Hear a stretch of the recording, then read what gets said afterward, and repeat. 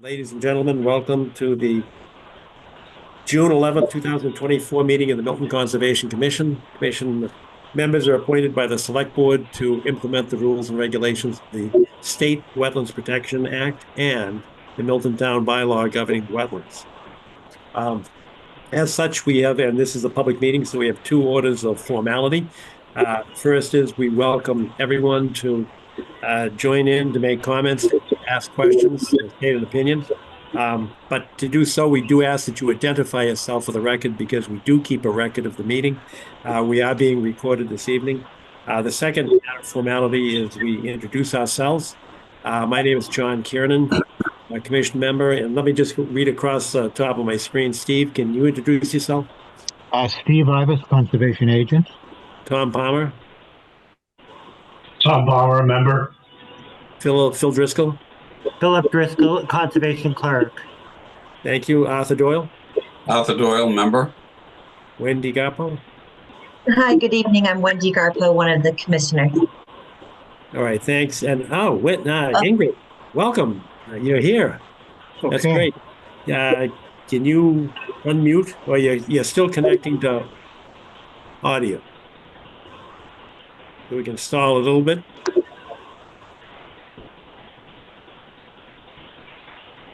Well, you can just wave. Can you hear us? Wave if you can hear us. No, it doesn't look like she can hear us. Let's Ingrid? stall a little bit to see if she can connect. Steve, is there anything you can do to get her in from the waiting room? She's connecting to auto, it says. That's what it says on my screen. Yeah. Ingrid, can you unmute, please? And see if it... I don't think she can hear or speak. Either way. Hey. Are you, I'm good, I think. Hey, you're good. Hey, welcome. Good. Welcome. So now, as part of the formal introduction, can you introduce yourself, Ingrid? Yes, Ingrid Beatty, Commissioner. All right, I think we're ready to go. So first on the agenda is number 1, School Building Committee. And Sean O'Rourke as chairman of the SBC. Welcome tonight, and can you tell us what your presentation or what your wish is this evening? Yeah, thank you, Mr. Chair. For the record, Sean O'Rourke, town meeting member, Precinct 8, and chair of the School Building Committee. With me tonight is also Sean Burke of PMA Consultants, who's acting as our owner's project manager. What we bring before you tonight is a plan that we're looking along Guile Road for boring locations that basically are near or adjacent to the conservation land along Guile Road. For myself, I believe Mr. Burke is a little more well-versed on the technicalities that we're doing, so ask him to kind of jump in and kind of walk you through it. And just for the public's benefit, actually for Sean Burke's as well, this site goes back for a number of years, and BSC, sorry, I'll get my initials backwards. BSC did an initial wetlands delineation, I think in early 22. Yeah, Yes. I believe so. And at that time, we noted that they did not delineate the isolated wetlands on Guile Road, and I think Steve will be able to point out his general vicinity. And the isolated wetlands under the town bylaw is defined differently than the state wetlands, so it is a resource area for us. And I know, Mr. Burke, the reason they're here is pursuant to an RDA because they want to do some test sites, soil borings, which it does have an exemption under 310 CMR 10-02.02. But that's for the buffer zone. And what we lack is the delineation of the wetlands that Steve did for us for the Conservation Commission 2 years ago. And there is an isolated wetland. What we can agree upon is that isolated wetlands, if we look at this map before us as north and south, that isolated area is south And Tom Palmer, I know y'all remember it because we were standing there at a site walk, which was a joint meeting between the school committee, between and among the school committee, the school building committee, and the conservation commission back, I think it was 22. It could have been early 20. No, it was 22. It was late 22, And fall. we I were believe. standing there, that area that was delineated. And we as a commission need to ensure that the test sites, which we see here marked as 1, 2, 3, and 4, are not in the resource area.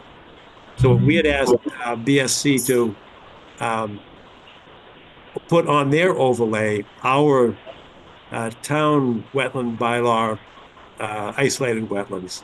And I don't that we couldn't find a map with it on there. No. But Sean, I didn't mean to cut you off. That is Sean Burke. Go ahead. But I think what's important to us is to make sure that your test sites are actually not in a resource area, but rather in a buffer zone. So can you tell us what the plan is? Certainly. So the plan here is to perform some test borings in the location shown in this drawing, 5 test borings. And the purpose of them is to determine the geotechnical conditions of the subsurface soil underneath where the planned building is going to go. I did have some conversations with Steve yesterday. I want to thank him for his time in walking me through this. And I believe that between the two of us, we determined the areas that we're planning to do our boring in are outside of the area that he had identified as an isolated wetland.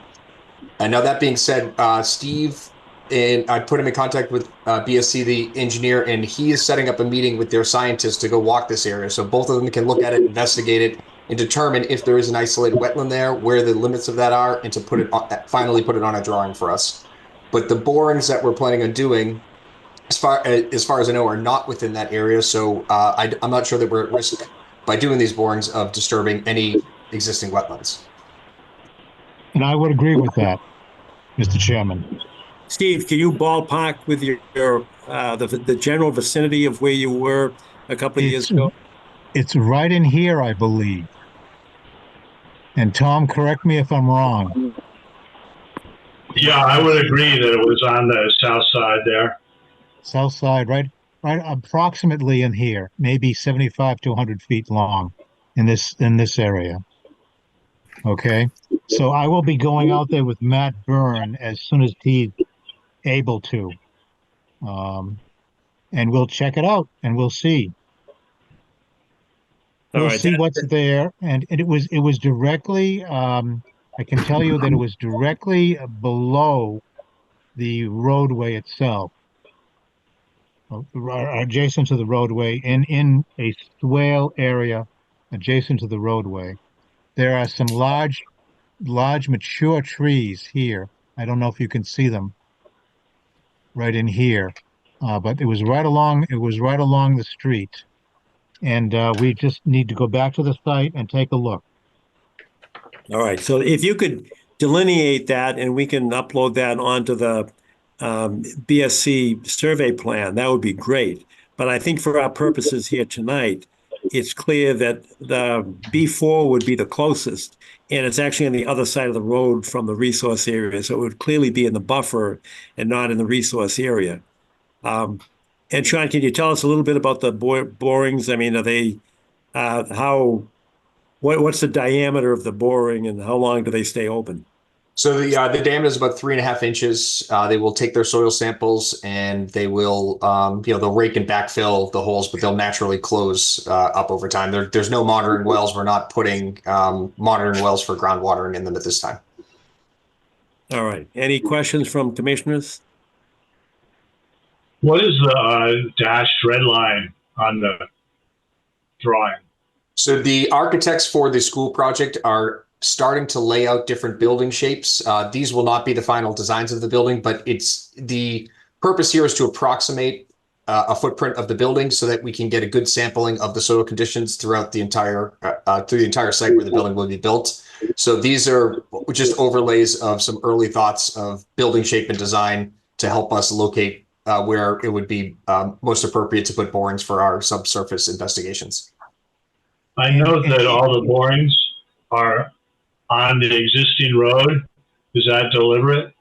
They are next to the road. Yes, it is deliberate so that we don't disturb or minimal disturbance to the surrounding site. We don't want to be going through the forest or disturbing any trees or any work like that as part of this investigation. So it's to make it as minimally invasive as possible. And Yeah, Sean, I appreciate that. I think that's a good idea, and I hope that is going to ultimately be how the work is performed without leaving the road. Correct. If there should not be any disturbance to the road, if there is, it will be corrected by our project team. I think those areas are sensitive. Yeah, I think we ought to know about it if there's going to be any equipment leaving the road.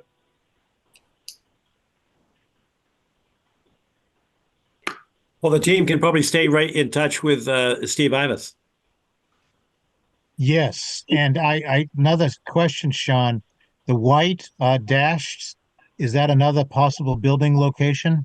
These are both possible locations. So these were early on drawings as part of the planning, and they they were putting some different overlays of massing to try to figure out the building size. And then as we talked through where is most appropriate to put borings, we all determined that it would be best to do them right along the roadways to minimize any disturbance. We didn't want to go into the woods. We didn't want to disturb any plants or trees in order to do this investigative work. So that the white line is just one option that they were considering earlier on. But that being said, we did put the borings along the roadways just to minimize any disturbance. Understood. Thank you. All right. One more thing, Go ahead, Tom. could I mention that there was an article at town meeting that bears on this, right? Wasn't there an article that said no work shall take place until the school is funded, something of that effect? Does anybody remember that exactly?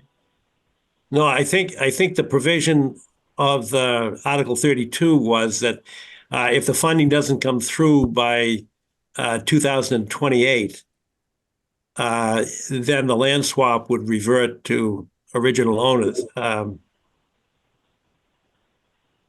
There wasn't another article. That's not entirely true because we weren't given back Pope's Pond.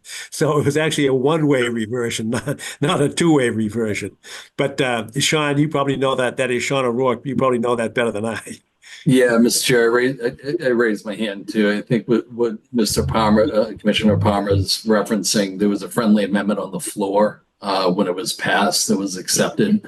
And I think that friendly amendment for that article referenced that this exact situation, that we would not be driving into the site, knocking trees down to do borings. That I believe that was the friendly amendment that was accepted. So, in concert with that, that's exactly why we're trying to stay along the road and not go deep into the site to disturb anything. All right. Any other questions or comments from commissioners?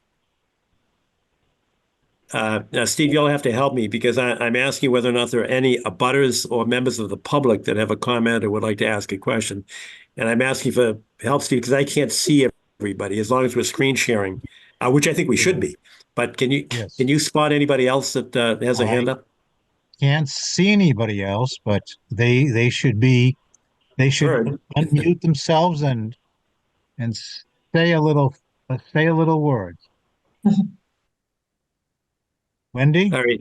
Here, nothing. Is there my understanding is it sounds like there's a consensus that there should be a negative determination on the RDA, and with the understanding that this will be mapped, but the understanding is clearly that what we had previously thought of as the delineated, isolated wetlands under the town bylaw is not near where when I say near, I shouldn't say that. The drilling sites are not within that area because that area was south of Guile Road.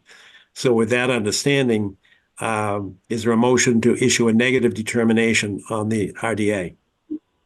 I would like to see a plan with the boring locations and the wetlands, which we don't have yet. Well, we've got the wetlands. We've got plans with the wetlands that are down by Pine Tree Brook, and we've got plans with the wetlands down near Blue Hills Parkway. which would be west, I guess, of this site, to the left of this diagram. But those are several hundreds of feet away from this area.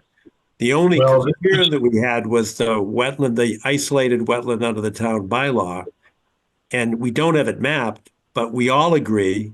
And since Steve was the one that did the delineation, it's south of Guile Road.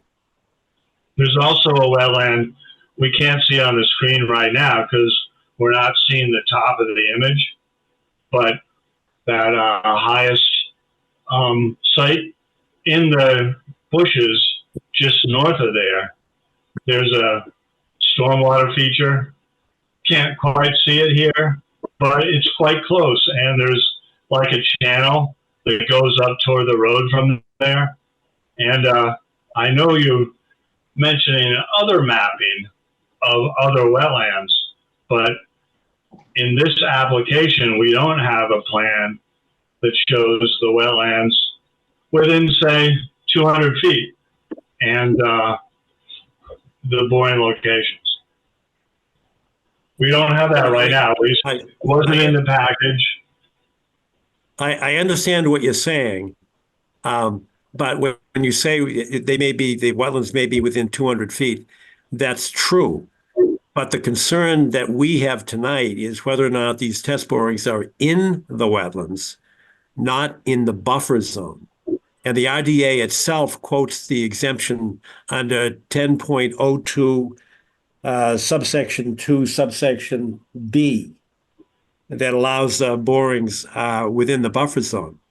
My concern and the reason for the RDA was that we want to make sure that the wells weren't going into the resource area itself. So if there are, and I suspect there may be within 200 feet wetlands, that would trigger the exemption that's been cited in the RDA. And I think Sean Burke was the first to point out that exemption. But it's actually page 4 of the RDA.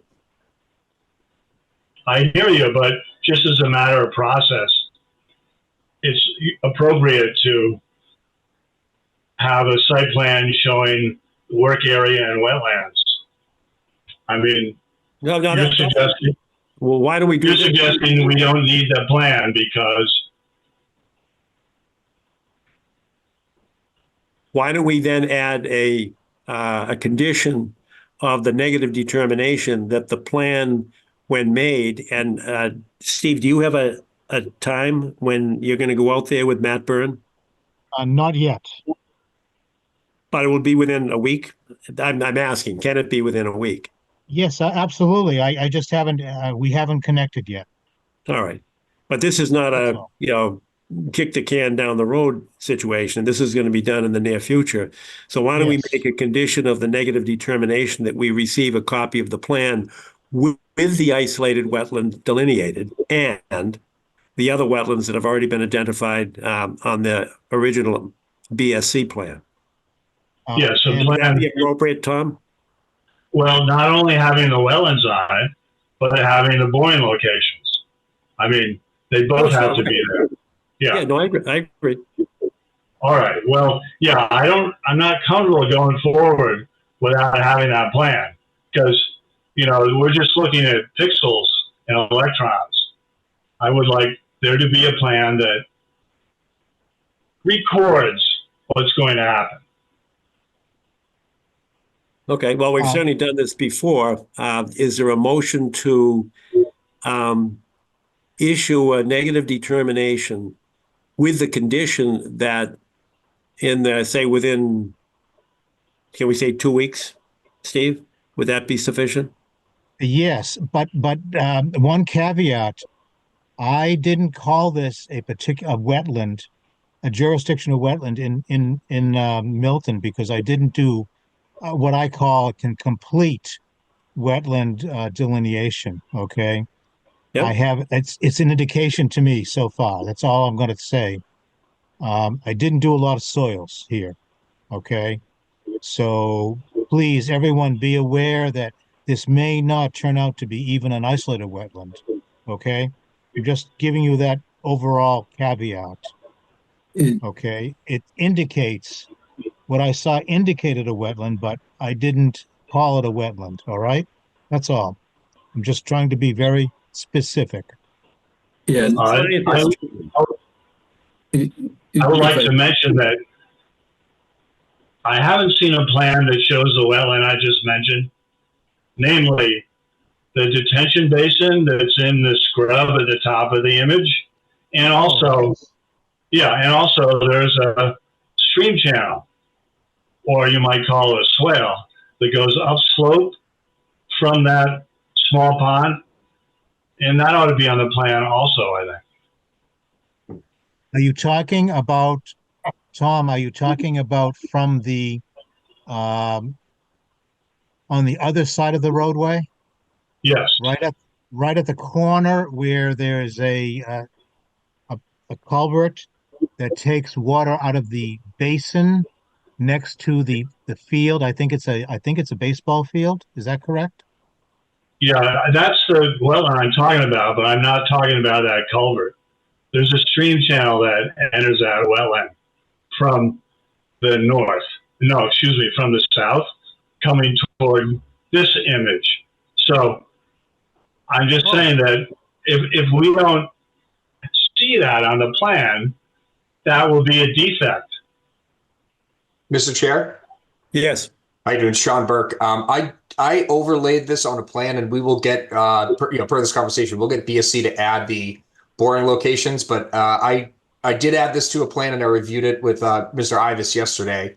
And I apologize if I was supposed to include this, but we did look at that wetland delineation, and I'm happy to share what I have if it would help. That would be at ease.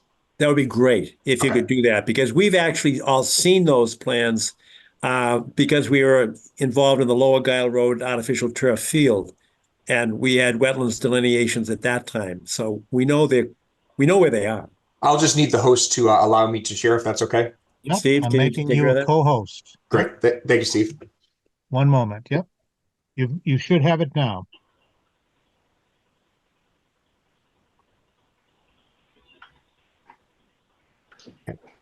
Can you see that? Not Not yet. yet. Here it is. Okay. Yeah. So I took the boring locations. This yellow line is the delineated wetland 100-foot buffer that was shown on the BSC drawings. So I highlighted that in yellow to make it just easy to read. And then these are the locations of the borings that we show on the other plan. So up here, this would be 5, 1, 2, 3, and 4. And 4 is the one that is closest to this that suspect area that is going to be further investigated within the next week or two. And this concrete invert, I believe, is what you're talking about. Maybe this is the stream coming here. It shows a concrete invert. Right there. Yes, that's right. That's indeed what I was referring to. And do you see the basin as well on there? I don't. I see something that looks like a stream here from their drawings, but yes. And then at the upper left, you see the contours even out and form a kind of ellipse. If you go down, keep going down, I think that is the basin in the upper left corner. So, yeah, I think you're on the right track here. But on the other hand, is that channel that goes from the culvert to the basin, is that an intermittent stream? Flows with water sometimes. I have been in there and looked at it. I wonder if that should be mapped as a stream. Well, Tom, even if it is an intermittent stream, even if it's a perennial stream, It's too far. it's the difference between a resource area and a buffer zone. Well, It's too far. all I'm away. saying is, if we have a plan, it should show what's there. And we don't have a plan right now. We have a plan of where the boring should be. But to me, I'm not really, I'm looking at this plan, and it doesn't really look like a plan to me. I mean, it's hard for me to read it. I can't see where the resource areas are and what they are. So I just find it not a very useful plan as something to describe the reality. Yeah, Tom, the symbology on this plan is very difficult to read. I will agree with you. Yeah, a legible plan is what I'm asking for, and a plan that has the wetlands and the boring locations. I think we need to be careful about approving a plan if we're not confident that it shows everything that's there. Well, I think what we're approving is the locus for the individual boring sites. And I think we do have a plan that shows it's not in a resource area. I agree. I think we're sort of on two sides of the fence here, because I think you are okay with a plan that is what it is as far as resource areas go. But, I don't really find it very readable. And if you're approving work on a plan, you want that plan to show the wetlands that are in the vicinity. It's not really enough simply to say, well, the borings aren't in the wetlands. You want to know where the wetlands are and what they are. Don't you? Well, isn't that what you're looking at right now? Well, I can't read that, I guess. I just don't, it doesn't say where the wetlands are and what wetlands they are. I mean, maybe it does if you're more used to this kind of plan, but I don't think it's that much to ask to have a plan that is white instead of gray and that has all the wetlands clearly indicated on it, because they're not on here unless you are good at reading this. Well, understanding that, I think the commission's in a position to take what I will call judicial notice, and that is a technical term, a judicial notice that we as the commission have looked at these plans a number of times during all of the land swap discussions from 22 and 23, 2022 and 2023, and that this map that we're looking at right here, whether it's the traditional white background or not, is based upon that. That yellow line is consistent with what we saw previously. So my suggestion is that we could condition the vote on this with the addition to our record of those plans. I mean, they exist. We've seen them. Yeah, so it shouldn't be difficult then, right? Should be easy if they're already done. That's correct. I mean, and that's what I'm saying. We're looking. Go ahead. We're looking at something on a screen, but I'm talking about a plan that you can hold in your hand. And when you go there, you can. Did you see this? Yeah, that. It is in my hand. Yeah, well, that's not the type of plans that we get when we go on visits. All right. We don't get like printouts from screens. We get signed and stamped plans, and those exist, right? So why can't those plans be taken and the borings put on them and printed at the usual size we get them, so that we can look at them? They can be. Yeah, that's what I would like to have. And the rest of the commission knows that we oftentimes will take a vote conditioned upon the submission of plans for record-keeping purposes. It's very common. And my suggestion is that we do that tonight. Since we've all seen the plans, we know they exist, and the overlay has been done here and should be done with the final plan to support the vote. So my motion is to issue a negative determination with the condition that those plans be included and submitted to us within, Steve, 3 weeks? Is that better? Yes, that'd be fine. 3 weeks' time.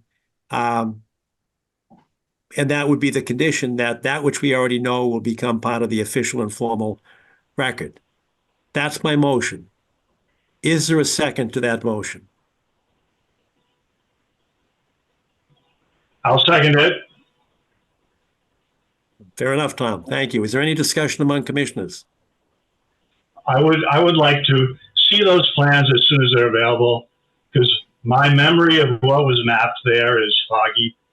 So I just want to see it again in the way we've been talking about. That's perfectly reasonable. Any other discussion? This is I will talk to BSC tomorrow and I'll ask them to clean it up. I'm not a CAD expert, so these are based on a viewer that I have, but I'll ask them to clean it up and get you exactly what you're asking for. I believe I understand what the request is, and I'll make sure it's fulfilled in short order. And Sean, if Thank you you. have any questions, you're welcome to give me a call. Thanks. Okay? I appreciate that, Steve. I appreciate all your support and helping me kind of walking me through this whole process. You've been extremely helpful and giving of your time. Certainly. any further discussion among commissioners? All right, there's been a motion to issue a negative determination with a condition that those plans with the overlay for the borings be submitted to the commission within 3 weeks, which will demonstrate that the borings are all outside of the resource area. Arthur Doyle, how do you vote? Yes. Tom Palmer, how do you vote? Yes. Wendy, how do you vote? Yes. Ingrid, how do you vote? Aye.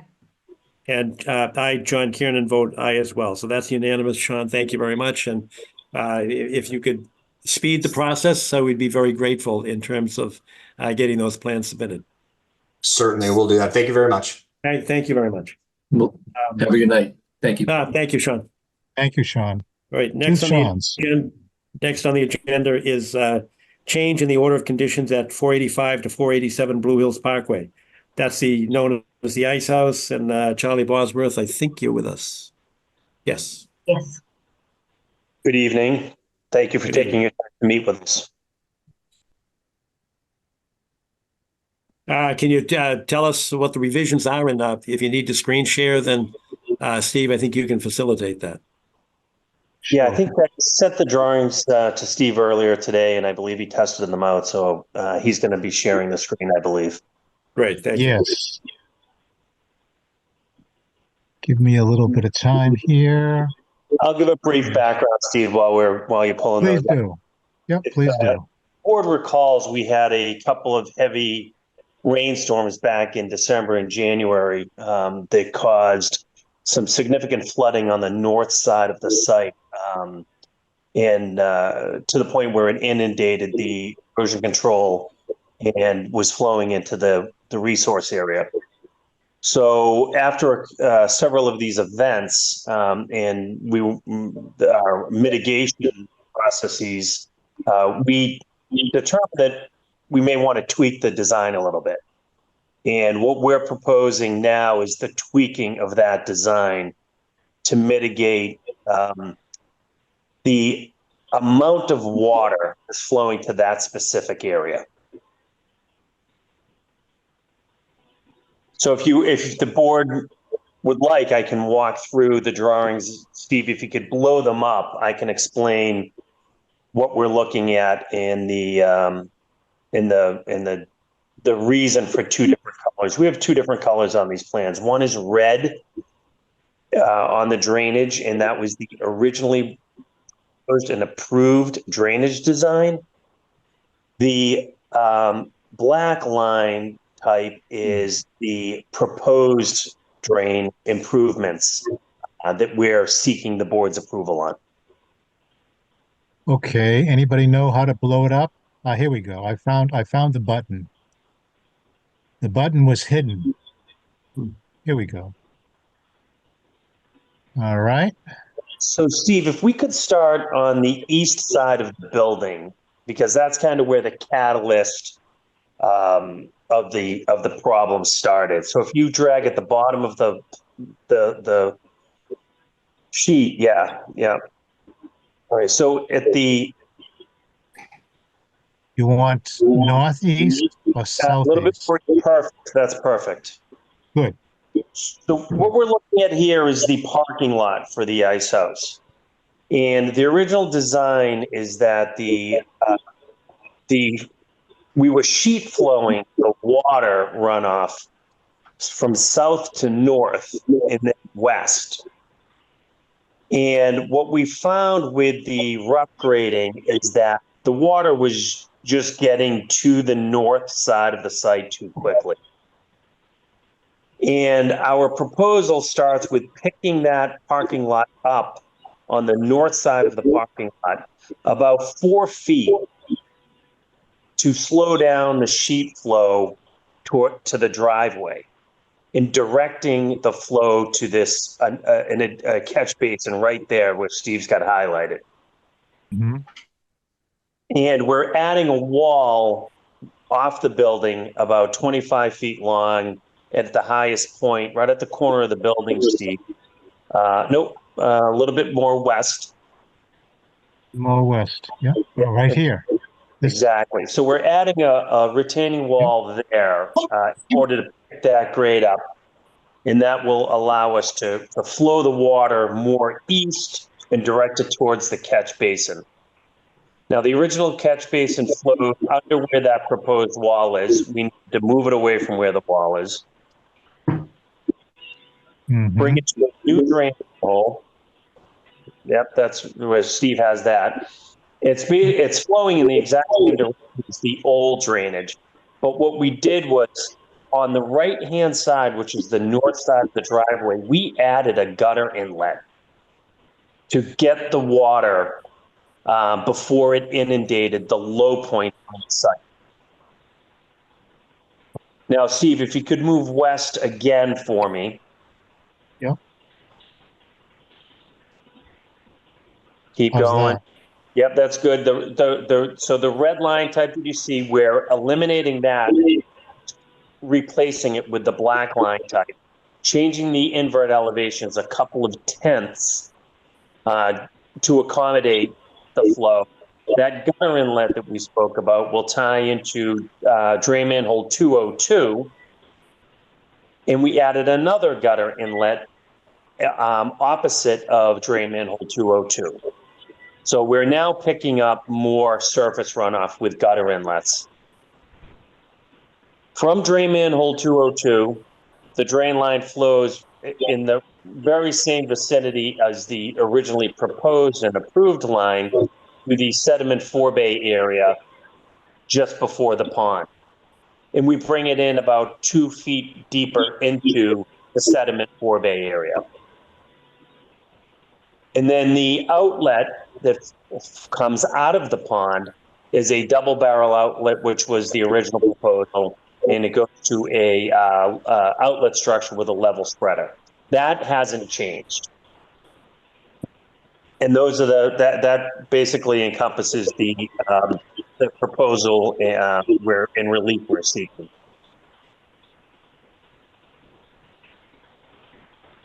Makes sense to me, John, and everyone.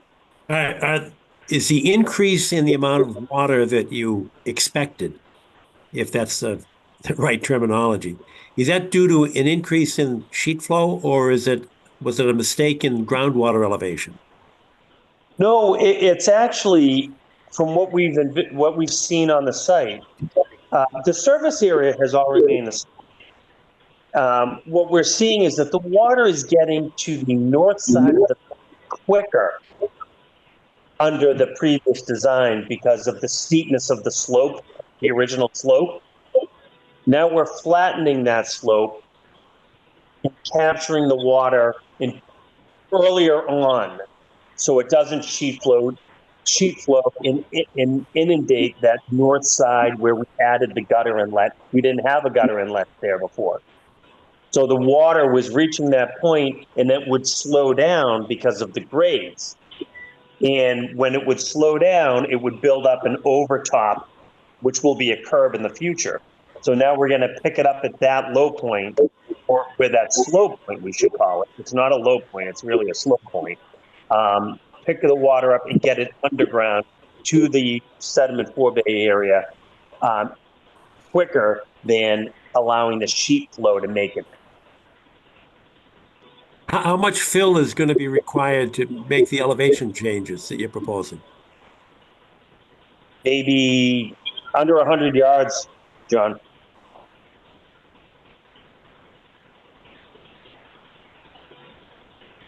because we're adding pipe length and we're adding structure, so that soil will be used as the.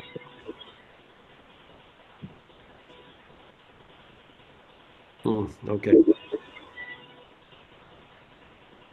Steve, from your perspective, does this make sense? Makes very good sense. It's the only solution to what was difficult um, a difficult condition in our heavier rains. But what's the difficult condition? What does it go back to? Just that excess or unanticipated sheet flow to the northwest Yes, area? exactly. And the Yes. speed at which the water flows, it's not slowed down enough.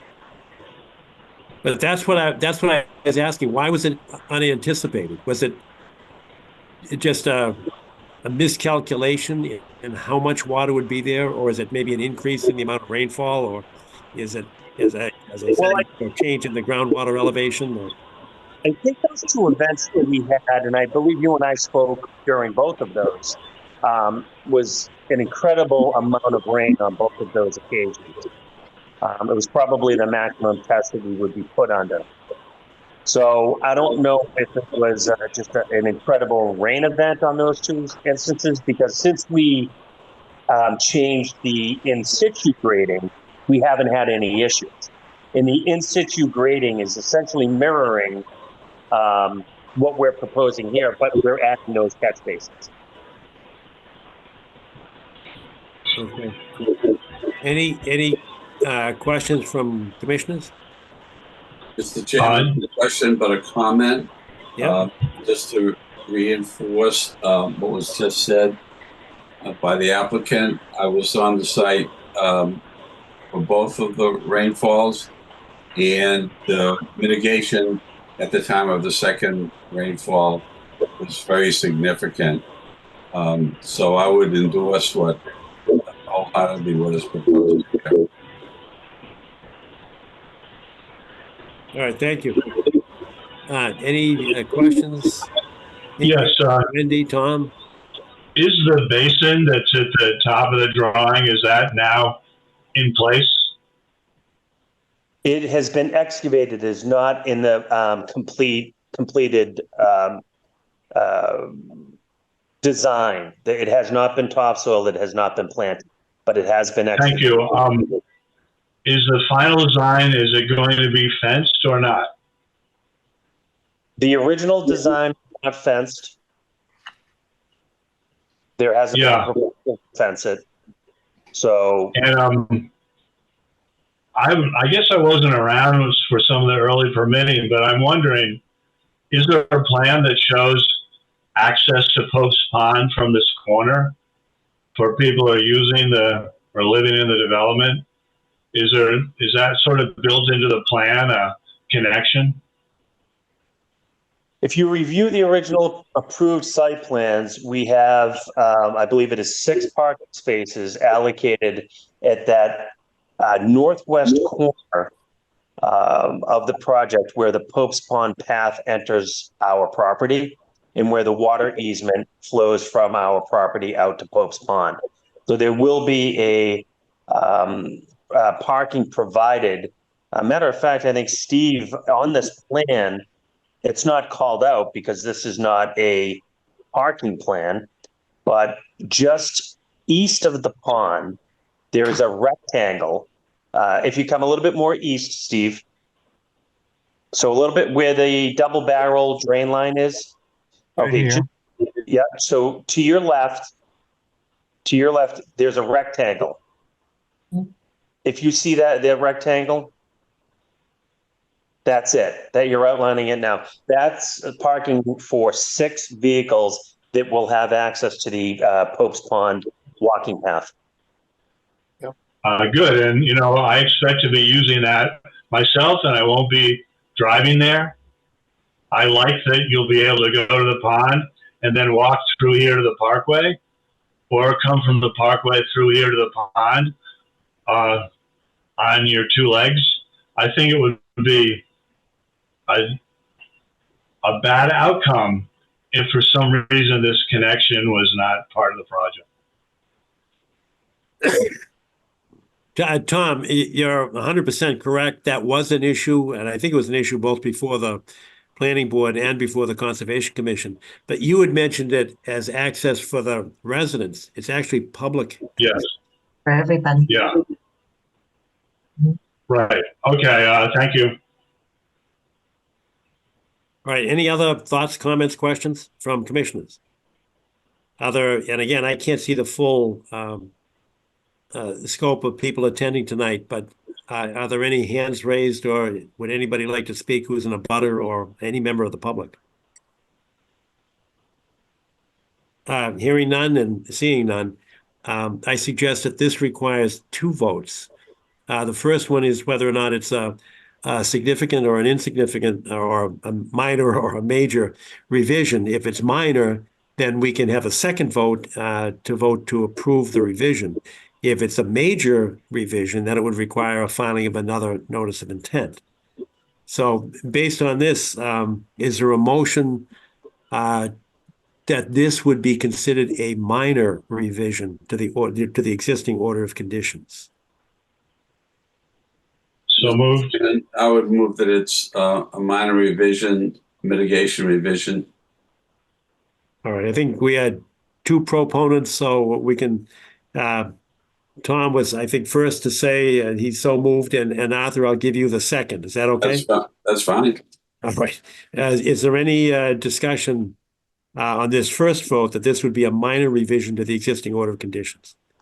Hearing none, I'll take a individual vote. Arthur Doyle, how do you vote? Yes. Tom, how do you vote? Yes. Wendy, how do you vote? Yes. Ingrid, how do you vote? Yes. And I, John Kiernan, vote yes as well. So that's unanimous. The next motion will be whether or not to adopt this revision so as to revise the existing order of conditions. Is there such a motion? So moved. All right, thanks, Tom. Is there a second? Second. All right, thanks. I heard Ingrid first. Any discussion among commissioners? Hearing none. Arthur, how do you vote? Yes. Tom, how do you vote? Yes. Wendy, how do you vote? Yes. Ingrid, how do you vote? Yes. And I, John Kiernan, vote yes as well. So that's unanimous. So it's a minor revision, and the order of conditions is hereby amended in accordance with these plans. Charlie, thank you very much. Any comments, questions, or anything else? I'd like the board for their time this evening. All right. Thank you, Charlie. Thanks, Charlie.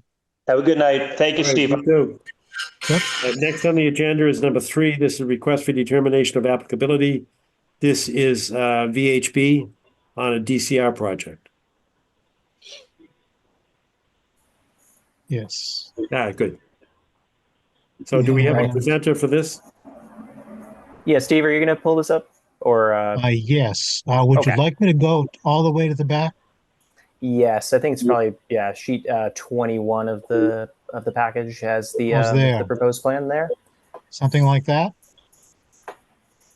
We don't see anything. Not seeing it right yet. Oh, I'm sorry. Yeah, hang on.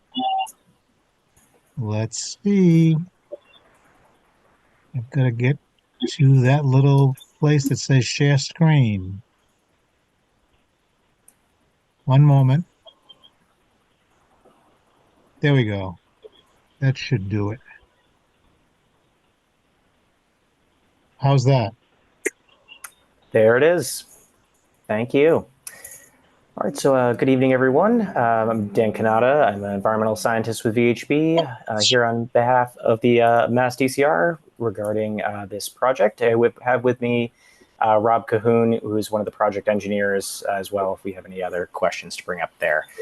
Some of you may remember back in 2022, DCR came in front of this commission here for proposed geotechnical boring and also archaeological test pits that are being used to finalize the design and layout of the proposed future pedestrian bridge across the Neponset River from Milton, providing connection over to Osceola Street in Boston. This is right across Brush Hill Road or Truman Parkway across from the intersections with Concord Avenue and Cheever Street. This is, again, pretty straightforward. This can be allowed as exempt work for exploratory activity within riverfront area. There's one test pit, which is called out with the yellow square there. Steve, I don't know if you can zoom in a little bit. It's showing the approximate limits of the actual test hole. It's really looking like about a 100 square foot area for access, excavation of the 10-foot deep hole, and stockpiling of materials. No works proposed within the river itself. The delineated line you can see is down below. This really should only take the excavation contractor one day on site. They will have additional work to go in Boston on the opposite side, but that is going to be dealt with on a separate day and through their conservation commission. Again, pretty straightforward. No tree clearing proposed as part of this, and everything will be restored to grade on completion. So with that, if there's any questions, we're happy to field them. Good. My question actually was in reaction to the depth of the hole. How wide, or what's the if it's round, if it's circumference, or what are the dimensions of the hole? 10 feet is pretty deep. I'm thinking public safety purposes, and what I'm really interested in is how do you cover it up? How do you protect the public, or how do you prevent the sides of the hole itself from collapsing? Yeah, so this is pretty standard practice for excavation contractors and geotechnical exploratory projects like this. Rob, would you be able to speak to a little more of the depth there? I think in terms of public safety, this is going to be done in a really expeditious manner within one day. So I think that is kind of a benefit to the project here. Not a long duration, nothing being left open overnight, and also a little offset from typical public access to the area. Sure, Dan, and so as Dan mentioned, it's off the path from for pedestrian access. So the excavator would go off the road a little bit, and you were anticipating it would be about a 5 foot by 5 foot square pit to go down to that depth of 10 feet. And the purpose is to determine what the conditions are at lower levels for that bridge foundation. The pit would be excavated in one day and backfilled the same day, so it would not be left open to the public when the crew is no longer there. Do you have confidence that there's no riprap where you want to dig? We do not believe that there is any in that location, but that's part of the reason that they're digging below the soils to figure out what those conditions are, and if that footing has to move from where we're proposing to put it. Yeah, I think this bank was rebuilt in the 60s, and generally below the high water mark there is a grade that is faced with heavy stone, and in some places that stone is covered with dirt and other places not. And I don't know myself how high up the bank it comes. So yeah, I think you could run into some boulders down there. Just don't know. Right. What about, and I know it's a DCR behind this, and I know you're familiar with OSHA regs, but in usual trench work, I forget what the OSHA regs are when sheathing is required, but it's certainly anything over 6 feet. So do you have sheathing for this, or you in and out so fast that OSHA doesn't control it? I don't know. Do you? So I personally don't have that information. We have an excavator, a subcontractor that will be coming in to do the work. This is geotechnical work that they do on a regular basis, and they do follow all OSHA standards. It's possible that they'll go down 5 feet, find what they are looking for, but we're anticipating that they'll have to go up to 10 feet for that to determine what those conditions are. All right. Again, I'm concerned with the overnight aspect if it's left open, and I don't know the trigger for sheathing. Yeah. But it's less than 10 feet. I know that. Right, and they would not be leaving it open overnight. They would be closing it up the same day. So they'd put the pile of soil that's excavated next to it, the pit, and backfill it the same day. All right. Does it require, reseeding, or I'm not sure what's there right now, but when you return it to its normal state, does that require any kind of wildflower seed or anything of that nature? Yeah, I think Steve, if you zoom out a little bit, I think we had some pictures on the side of this graphic that kind of show what the existing conditions are. So you'd want to, yes, would want to just kind of reseed it to get it back to what's there.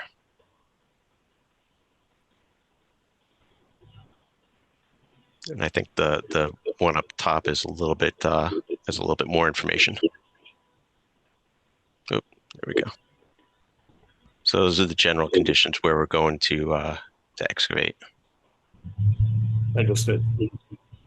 I'll defer to Wendy, Ingrid. What do you think about just return to normalcy? Does it require reseeding?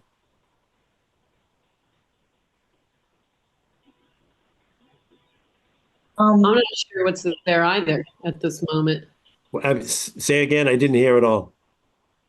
I can't tell, so I can't say right now what's there from these pictures. It's mostly invasives, Ingrid. Oh, good. No big surprises. Right, exactly. And what kind of invasive? Let me think. I think there's greenbrier, which is not an invasive, but I'm sorry, I just don't remember what's there. I mean, if that's the case, then, reseeding with a wildlife mix would be a distinct improvement. Yes. Yes. Wildlife mix would be fine. All right, good. So any other comments, questions? Wendy? Is this bridge going to be level, or is it going to go downhill from Milton to Mattapan? I believe it goes down a bit from Milton to Mattapan to get to that to the grade on the opposite side of the river. I think there's a profile at the top of the page. Steve, if you want to pan up. Yep. And this kind of gives a general indication of the grade that would be required to meet Osceola Street. So if you slide to the left a little bit, yeah, should show the grade. Sliding to the left. Yeah.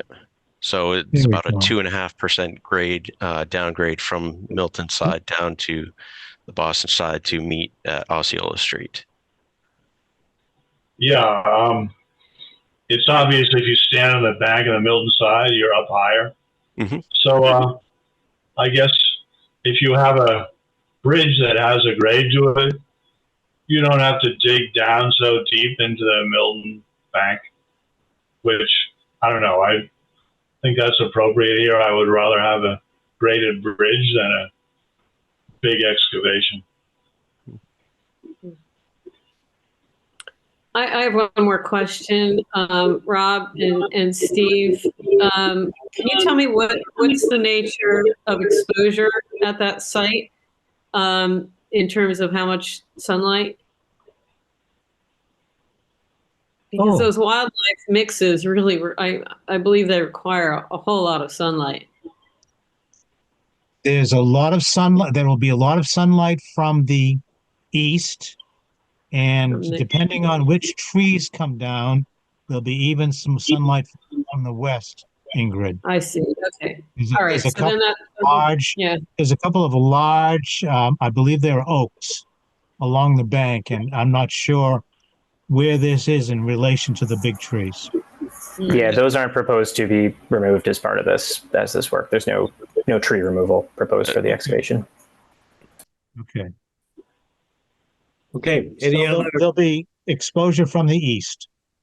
Okay. Well, I guess it's worth a try, but I do recall that those mixtures tend to be really need a lot of sunlight to do well. Yes. Take and Agreed. to do well. Mm-hmm. Any other thoughts, comments, or can we move on to a vote? And it seems like this would be a negative determination of the RDA with the conditions that the hole not be left open overnight, that OSHA regulations are complied with during the excavation process, and that there be, after backfilling, that there be a wildflower seed mix placed on the surface. Anything else? Hearing none, is there such a motion? So So moved. moved. All right, thanks. Ingrid, I heard you first. Tom, will make yours a second? Is that okay? Yes. All right, any discussion among commission members? Hearing none. Arthur Doyle, how do you vote? I can't see you, Arthur. You might be on mute. I was, thank you. Yes. Okay, Tom Palmer, your vote? Yes. I vote yes. Wendy, how do you vote?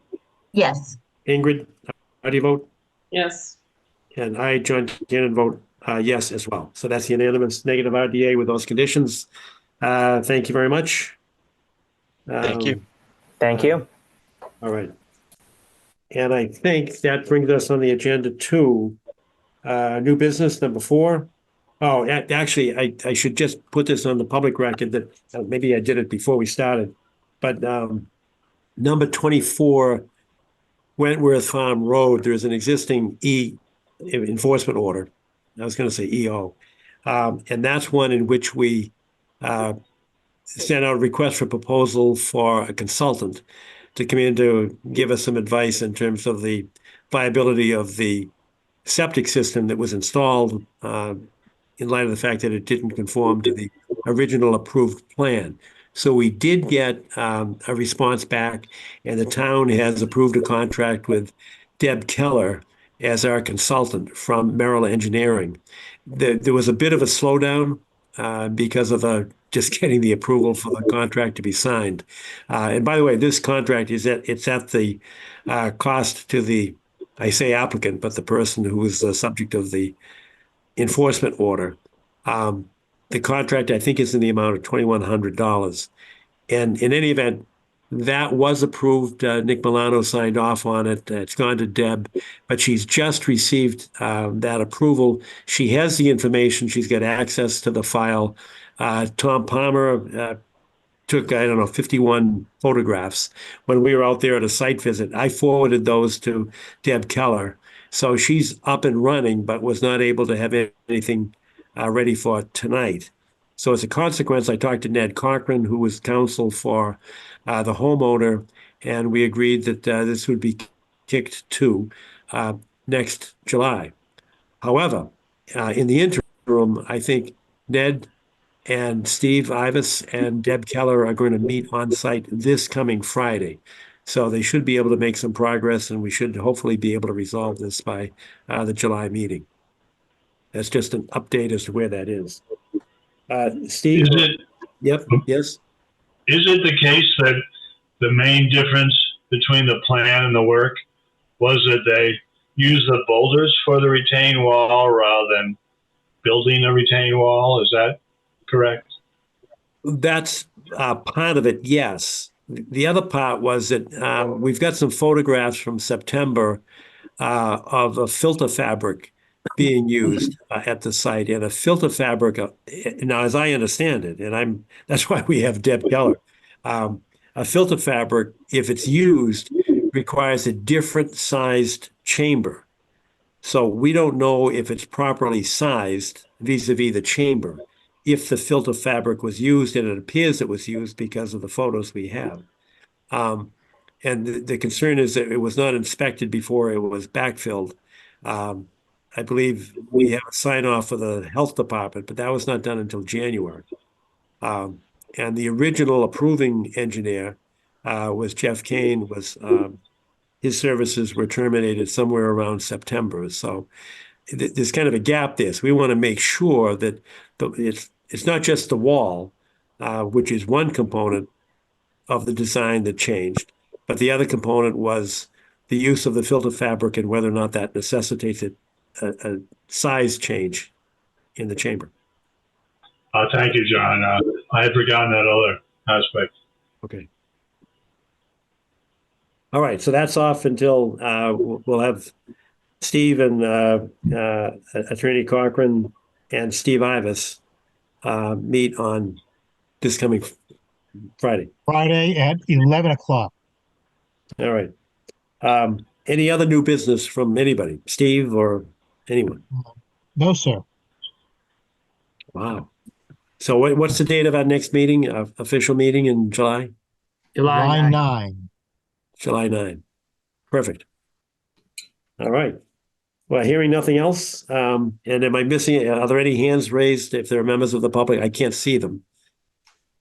Steve, can you spot anybody that has a comment? I don't see any other hands. All right, then how about a motion to adjourn? John, before we do that, Yes. you want to give an update on the additional signs discussion? Yeah, that's a good piece of new business. We had taken a vote a couple of months ago to approve up to $10,000 for additional signs. And I think that between Arthur and Chase Berkeley and others, somebody, I guess Chase went back to the sign company that made the first 10 signs, and the bid came in at 12.5. So it looks, and the turnaround time is terrible. It's between 4 and 6 months to have these things manufactured. I have no explanation as to why it takes that long. But Chase, as a consequence, is looking for an alternative manufacturer. But because of the price differential, we only authorized 10,000. So the number of signs dropped to 8 instead of 10. But they're the same design as the first 10 that we installed, really under the guidance of Arthur, in terms of locating and making sure that the DPW got them in place. So first year was a success. The second year looks like we've been slowed down a little bit. So that's the status of that. We're waiting to see whether or not Chase can find a speedier supplier, because 4 to 6 months is quite a delay. Mr. Chairman, I would offer just the additional information that it's 2 years since the first purchase. So the increase in price would reflect the inflationary and labor cost changes over a 2+ year period.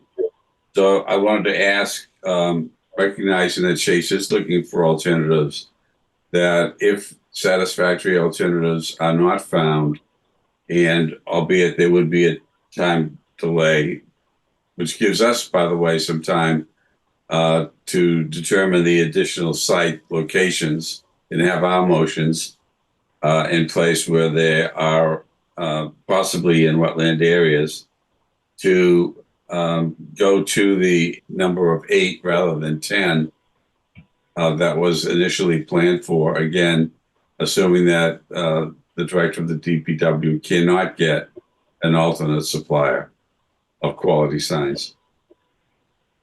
So I'm sorry, your suggestion is to locate 8 sites? The suggestion would be to reduce the order from 10 to 8.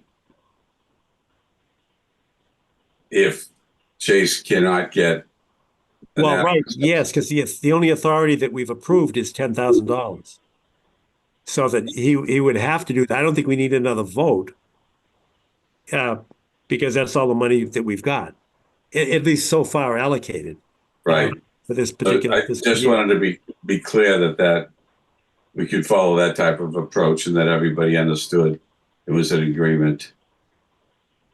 Yeah, what you just said makes perfect common sense. Rational, good. Tell my wife there's common sense. All right, good. And the other thing is that I don't know if we can do it tonight, or if I think we probably should. I think there's going to be general consensus on where do we place the signs that Chase Berkeley again was good enough to order for us And he said the turnaround time for these no parking signs it's about a week. So that's not an issue. We're talking about 10 signs, so the cost is much, much different. The green conservation signs cost about $1,000 a piece. The no parking signs are pretty cheap. So he can turn that around quickly. He's already ordered signs that say no parking, wetland resource area. And at Arthur's suggestion, they're going to be white background with dark green paint as opposed to black paint. And I did check, and Chase Berkeley indicated that there is no difference. There's no enforcement regulation that requires that they be black paint on white background. He said they're equally enforceable as green paint, and that would be more consistent with the resource areas that we're trying to protect. Now, these signs are to go at the Lower Guile Road field area. I wish Hans were here because he's got sight in his mind. And we've got, I think just for planning purposes, we've got about 10 signs.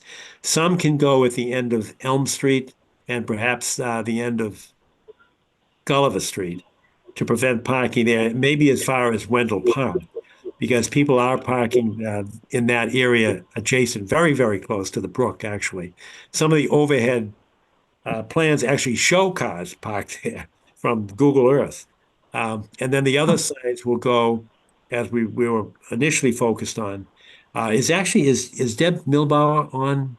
I don't see her. She said No. she could make it, but somebody from the Pine Tree Brook Association might be able to attend our meeting tonight. But the idea was to get everybody together, and the everybody includes the school department, because they own some of the land, and the Parks Department, and they own some of the land. So I reached out to Lizzie Carroll, who was chairman of the school committee, and Kevin Chisholm, who is director of Parks and Recreation. And they said, no, they're all in favor of these signs. They want them to be put up. So they were invited to participate in locating the signs. Steve, I don't know if you've got those in a screen shareable view. Sign? Steve? Yeah, the overhead that Hans sent to us. No, I have nothing. In fact, I don't think I've seen what Hans sent. Okay. Frankly. I thought I sent them around to Chase and to Lizzie Carroll and to Kevin Chisholm.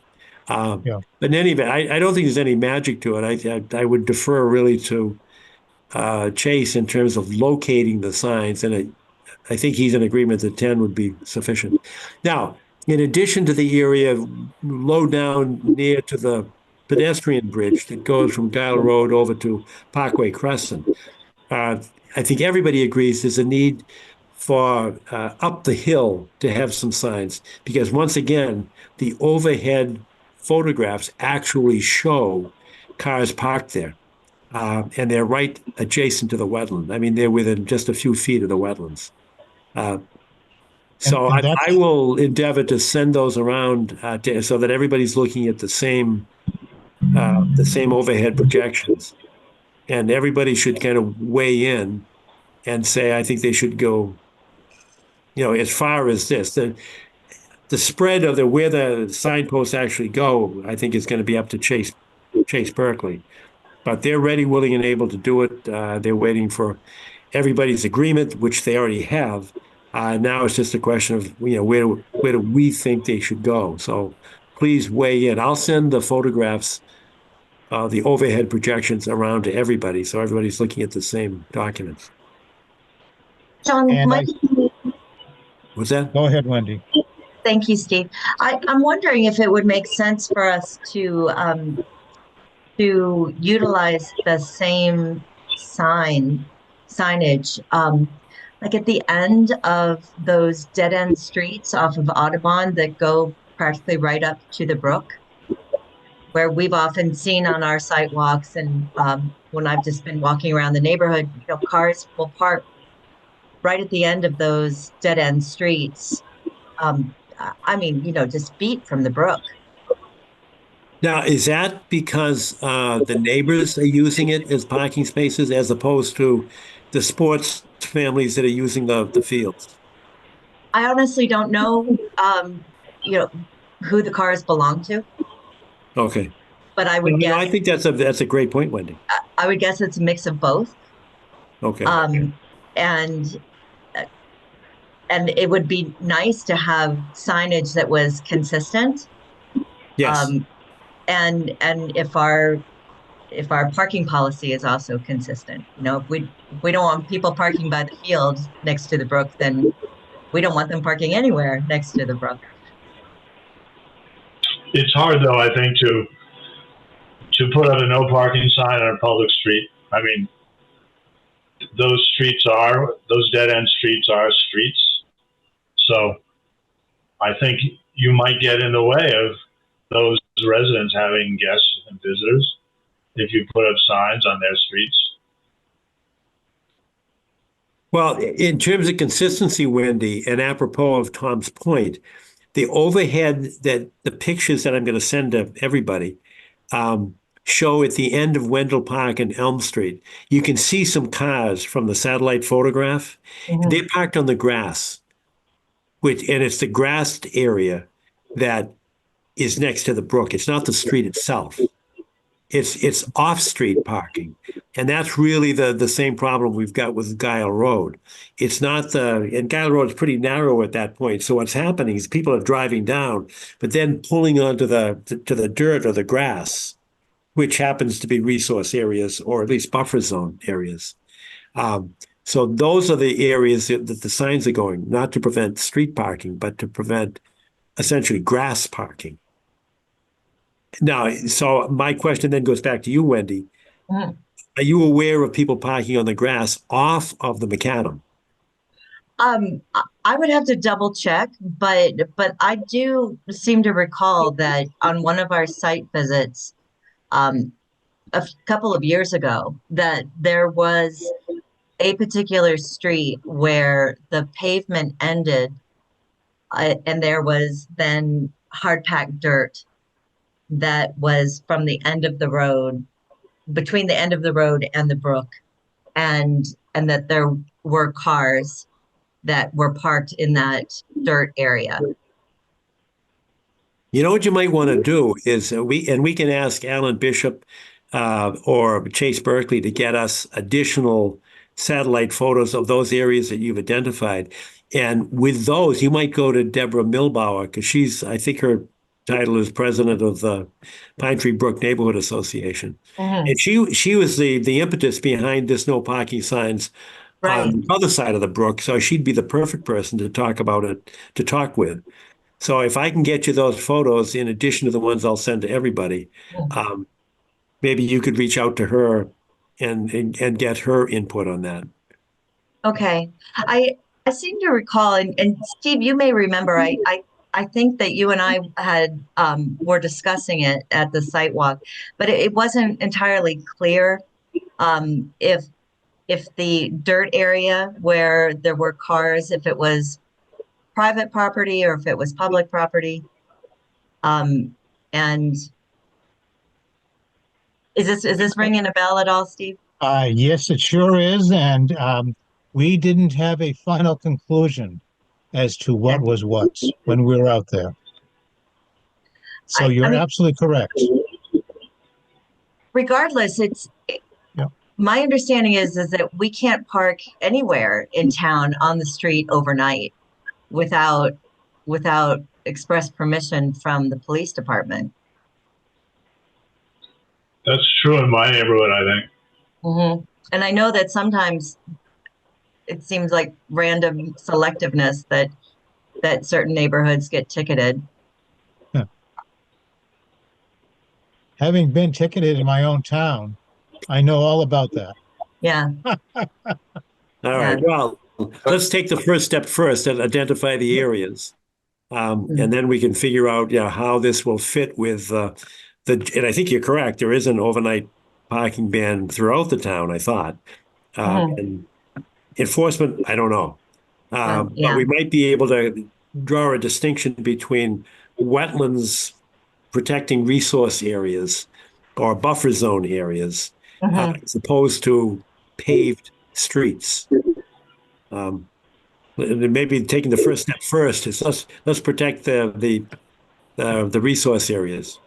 I agree, Mr. Chairman. If I may, there are several locations in town where this is an issue beyond the point that we're discussing. Maybe we need something more than signage at some point in time that can inform the public. For example, we were down in the city of Wendell Park not too long ago visiting, and there were automobiles there that were parked not parallel and on the pavement, but vertically and up toward the water, the brook.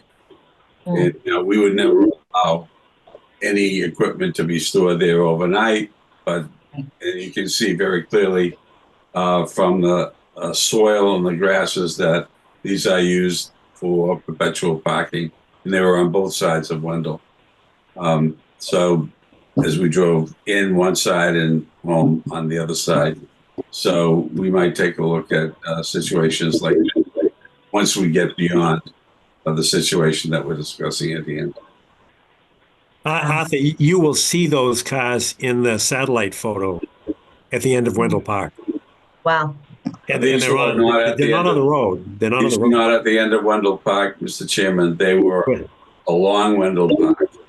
Oh, okay. I have seen them as well, Arthur. Absolutely. Mm-hmm. Wow. Along the center strip there between yes, exactly. Oh, wow. Yes. Yeah. Mm-hmm. And parked vertical to this stream. Well, that's not good. Oh. Okay. All right. So Wendy, your idea is it's expanding. It's a big problem, it seems. Yeah. All right. Well, let's get the pictures out first. Coordinate with Pine Tree Brook Association, the neighborhood association, and then check with it. And we may have to involve Chief John King with the police department, and find out about the enforceability of this. Because you're right, they shouldn't be parking next to the brook. It's just like, remember we had the issue with Eversource down by Fontbonne Academy. Yes. And certainly it's fine for emergency purposes, but they wanted to store the trucks there permanently. And some of the trucks were actually, they're so big that part of the truck was extended out over the water. So that didn't seem like a good idea. So, and they were good enough. They said, okay, we won't park them there immediately, but they just asked for permission in emergency circumstances. And of course, public safety emergencies are important to all of us. But these are issues. So let's take the first step first, and I'll get the overhead photos up to everybody tomorrow. John, there's something else that I'd like to bring up if we could take a few more minutes. Sure. And it's actually again involving Pine Tree Brook and Deborah Milbauer and the others from the Pine Tree Brook Association. But it seems that there's some overlap in our CPC application that the commission submitted and an application that the Pine Tree Brook Neighborhood Association submitted. Both of the applications are looking at sort of a ecological summary of data that's available. I believe ours was a much larger geographic area of most of the conservation properties in town. The Pine Tree Brook was proposing something that was very specific just to their neighborhood, and the 10 acres of conservation land in that vicinity. The challenge is, though, at the last week's CPC meeting,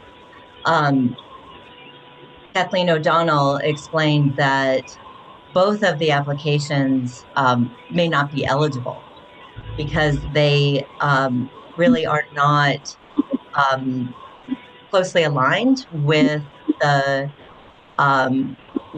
the legislation, and that Kathleen spoke about the importance of there being like a very tangible um, a tangible project that would be in keeping with the real estate aspect of the legislation.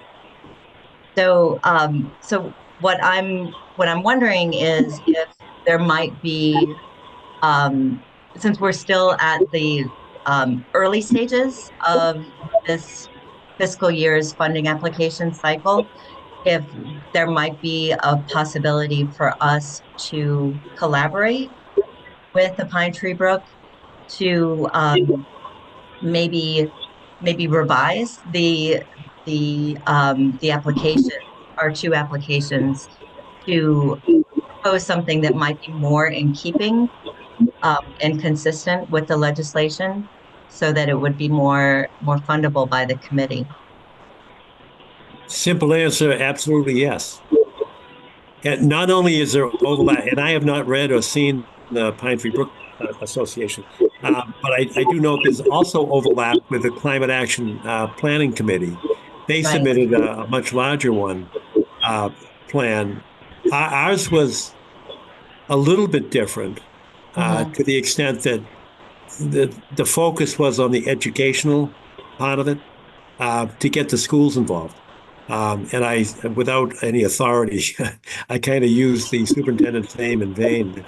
He should be the lead on providing an academic leader for a project that involved both experts, scientists, and students, both at the collegiate level and at the secondary school level in the environmental sciences.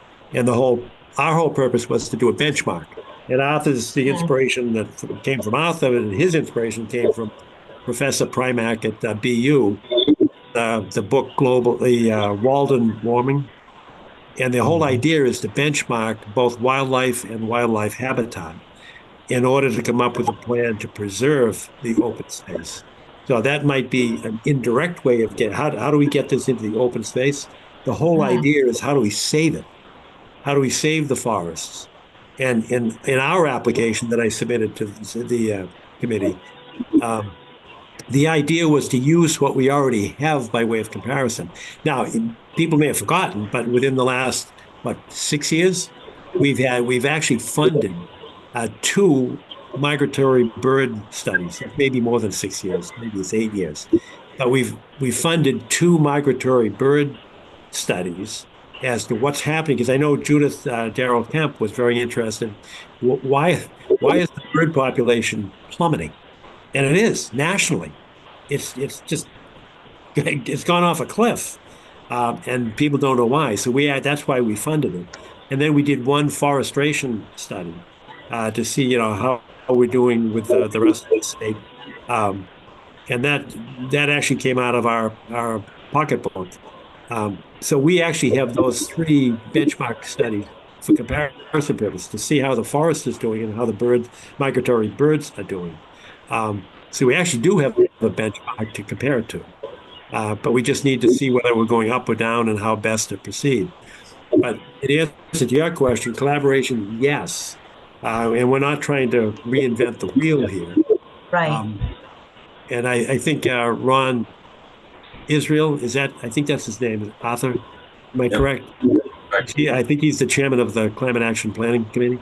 He's a They member. submitted one for about 75,000, and I recognize that some of that was overlapping. I didn't even know about the Pine Tree Brook one. But my purpose was to include the schools, to get some academic component, to bring in scientists and educators and get the kids involved. High school kids in the environmental science classes. And Arthur, I think that's part of the curriculum now, isn't it? Well, we have, I think Milton High has 2 environmental science courses, one which is honors and one which is non-honors. But I don't believe they have at my last check is advanced placement in environmental science. Yeah. That's the university level course that's taught at the secondary school level. Who submitted it for the Pine Tree Brook Association? Do you know? Deborah. Was it Deborah?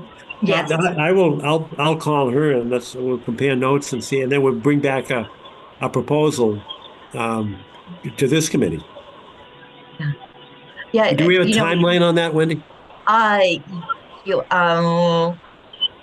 Yes, well, the initial deadline for the first level review has already passed, and the committee is meeting actually tonight. They met last week, and they're meeting next week to review those initial applications, just to look at how if they meet the first level criteria of the letter of the law, so to speak.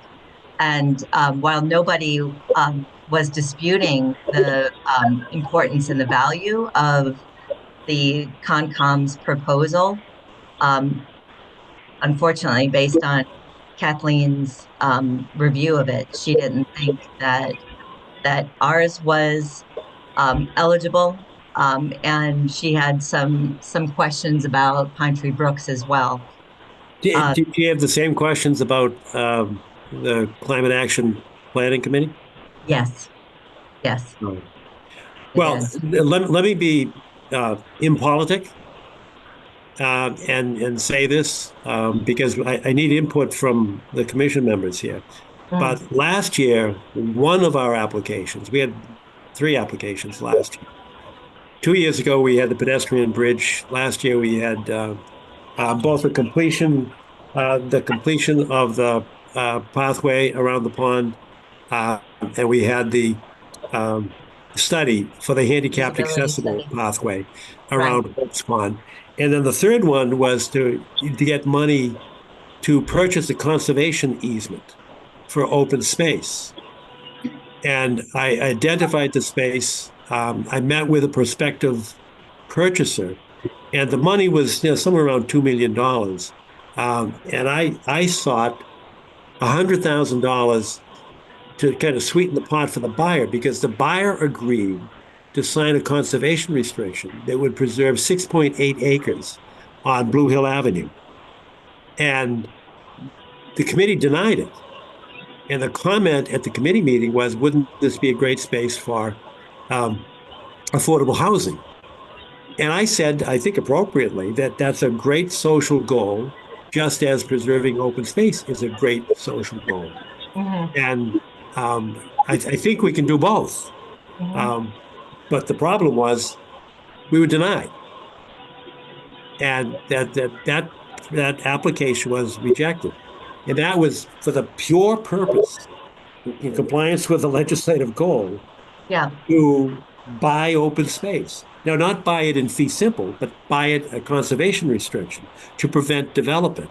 And the prospective purchaser was willing to do that.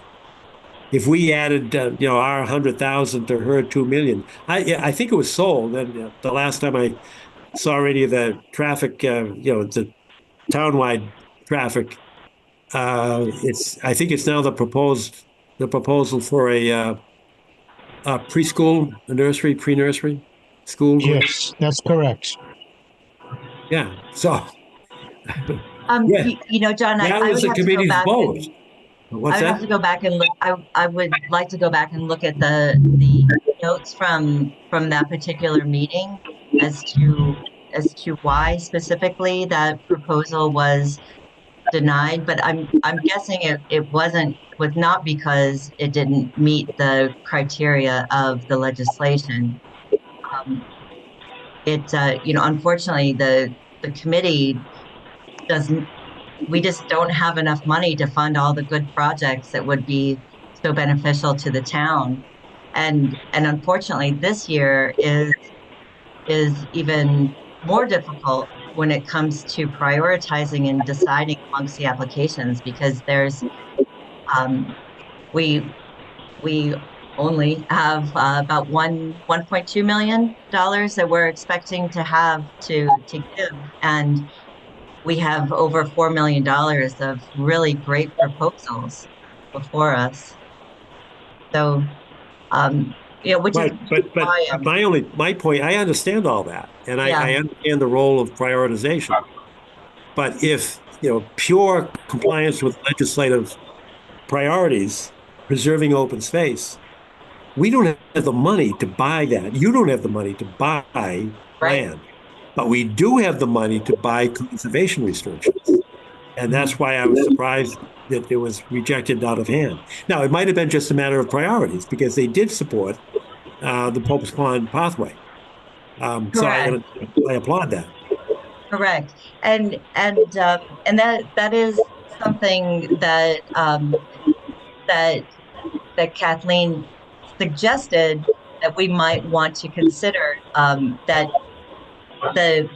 the Community Preservation Act does support feasibility studies, and that sort of administrative work, if those studies are leading to something that's very tangible. And in the case of the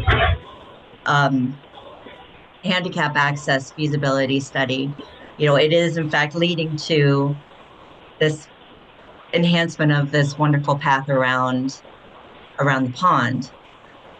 So, maybe what would, and we can check with Kathleen to see if something like this might be more in alignment, but maybe we focused the environmental studies that we proposed from a bigger perspective, maybe focus it on around Pope's Pond and along Pine Tree Brook.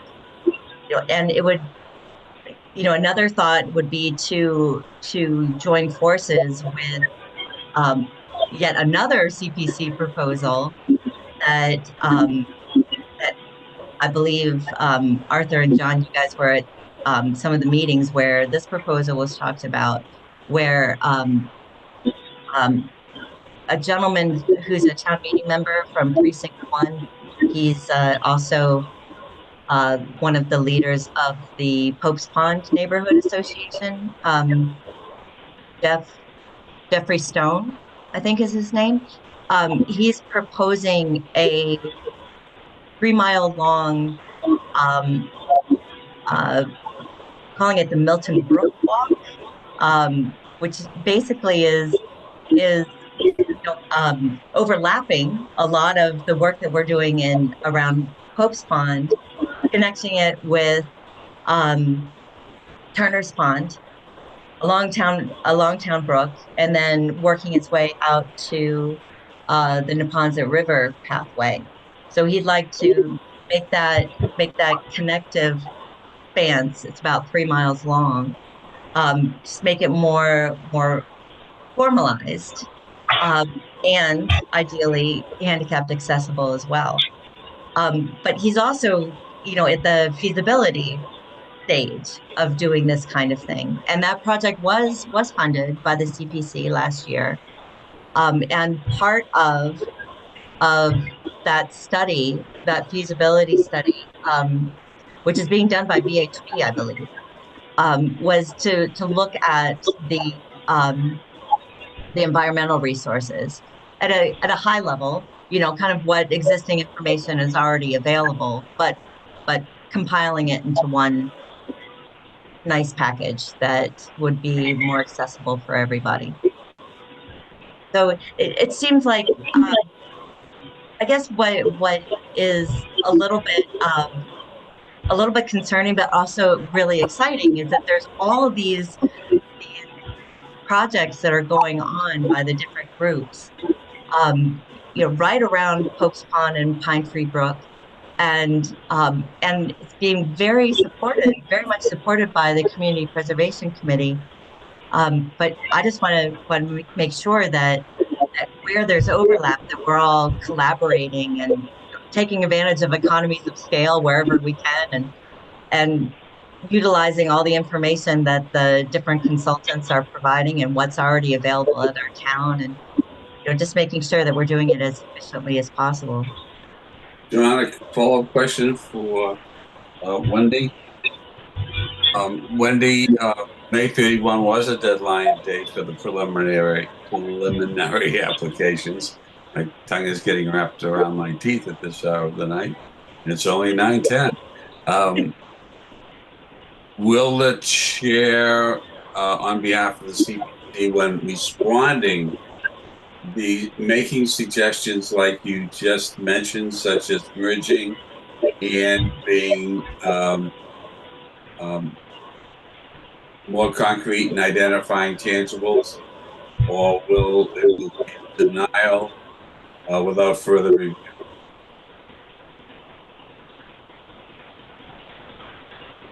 I'm sorry, Arthur. I don't think I'm following you. I don't understand your question. Well, the first pass of the applications was due on May 31st. Correct. Right, those are the preliminary or the initial applications.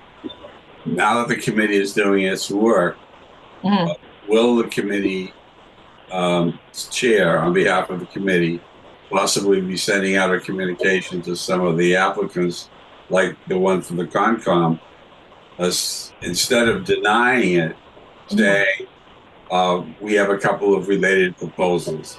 We suggest that you meet with the applicants of these proposals, refine a joint proposal, be more tangible with respect to the outcomes, and come back to us in phase 2 for further review by the CPC.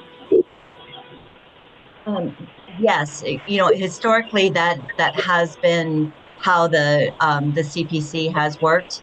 We have collaborated very closely with the applicants to revise and sort of craft a proposal that was that we thought was more fundable, and that is also in keeping with the discussion that the committee had last week about the Concom's proposal.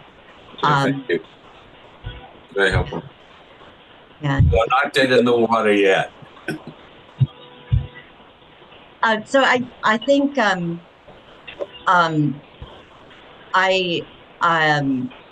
wish that I had reached out to Deborah to perhaps have her as part of this discussion as well. I don't know if it would make more sense for us to set up a smaller meeting with the Pine Tree Brook people, and perhaps also with Jeffrey Stone and the work that they're doing with their feasibility study, because $3,000 of that funding is supposed to be going towards the environmental study of those areas. Sure. Very helpful. Thank you, Wendy. Can you send me a copy of the Pine Tree Brook Association application? Yeah. That'd be good. And maybe we could, maybe when you talk to Deborah about the parking signs along Pine Tree Brook, you can try to set up a meeting. And I'm certainly available at your convenience to talk with you and Debbie and at the same time. Okay. And Ron Israel and Jeff Stone. Yeah, I'm wondering if it makes sense to I don't know. I would love it if it was if there was an easier way that we could be having these conversations with all the different groups, rather than. Well, the public meeting law would be pretty complicated because everybody would have to be there and announce.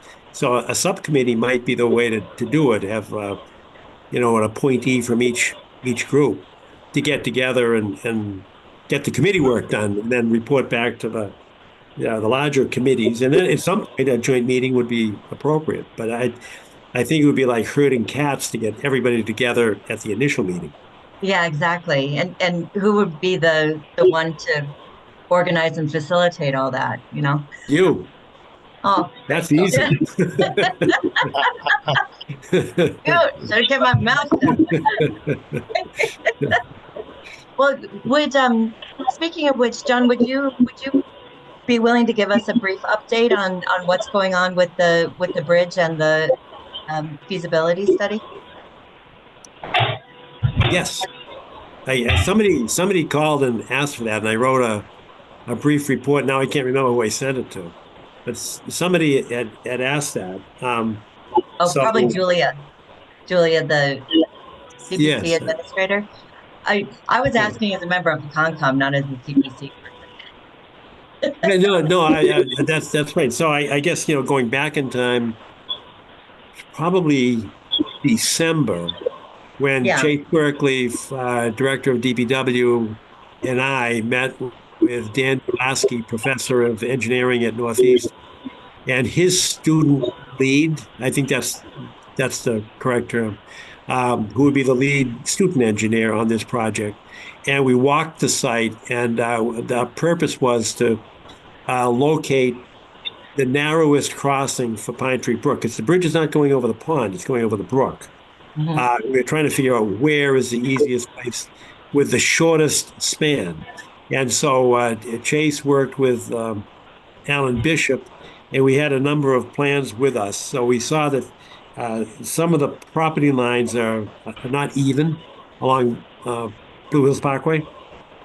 So there's one that kind of juts out uh, towards the pond or towards the brook, actually. And what it does is it pinches the public land if you were trying to walk all the way to Canton Avenue. Um, so that's the point that we located. And it happened to be, serendipitously, it happened to be the shortest span over the brook. So it worked out. And so I sent a report to this committee, back in December or January, saying what we had done, what we had accomplished. And it showed that I think it was at flag number 60 is the shortest distance. So that went to Dan Dulaski and his crew. And then about 6 weeks ago, nothing was happening. So I reached out to Steve, I think I contacted, and I know I ended up writing to Chase and to Dan and said, what's going on? And Chase Berkeley and Dan have met a couple of times since then. And they have now put the survey of the wetland flags. They've located the bridge, and they've now sent it back for the shortest span. Now, part of this process is to figure out how long the bridge is, which translates into how heavy is the bridge, which translates into how many sonotubes do you need to support the bridge. So I think they can do it with, I don't want to say 4, but we were struggling with, you need 8 of these tubes because you have to get away from the brook to drop the tubes into land. So I think they've got the smallest number of sonotubes to suspend the bridge. And now they're in the specification, so we know the exact length of the bridge. It was it's a 25-foot crossing, but you have to expand beyond that to find solid land to put the extension on the bridge down into the ground. So they're trying to keep it as short as possible. We had an earlier specification submitted for bids, and they came in at about 64. The best bid was like 64,000. That was a 60-foot span. We think we can do it for shorter than that, but we know the price is going up because that bid is probably 4 years old now. So we're right now waiting, and I would hope to get in the month of June the specifications for the bridge with the number of sonotubes. They're actually called helical piles. They're not called sonotubes, but the helical piles, I think we've got down to 4 to suspend the bridge. And so I would expect before the 1st of July to have some kind of a specification suitable for bid. Very exciting. Okay. And what about the feasibility study? There been any action on that? No, there's been no action on the feasibility study other than my talking to Pete Jackson, and we actually talked about it when we were on the site walk at Turner's Pond, and we've got some issues there that I don't think were you there on the site walk? No, Okay. sadly, I missed that one. All right, because we've got some design problems there, and one of the problems is how do you handle the drainage underneath the stone dust pathway? I say stone dust, I know there's another product. So we were kind of comparing notes at that point because Arthur, y'all recall this. I think you were the one that asked for the specs on whatever product they were using. They had used and whether or not there was a better product because the one at Turner's Pond is washed out. That's not a happy ending, at least right now. I think that's got to go back to the drawing board to figure out how to fix that one. So we were talking about using that information for the Pope's Pond study. Yeah. But right now that does need to be pushed, and I guess that's up to me to get back to Pete Jackson and figure out what he and originally Charlie Gamer did by way of the plan for Turner's Pond. Now that goes back to 2000, I don't know, 10 or 11, when the first one went in. And then they did another study in conjunction with the Parks and Recreation and DPW for the recent upgrade. So they've got the plans and specs for that one. I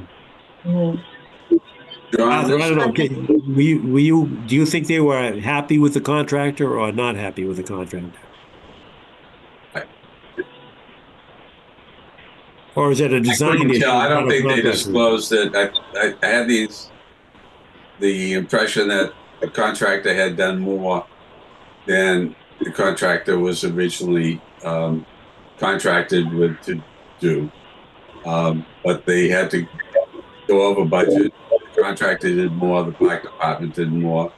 But I think that and the discussion that we had with the ice house phase is something that we might put on a future agenda, and that is in terms of looking at projects, do those projects anticipate what increased water is going to be, so that the projects, even during their construction phase, as rainwater, stormwater increases, are going to be built according to a plan that accommodates changes due to climate change.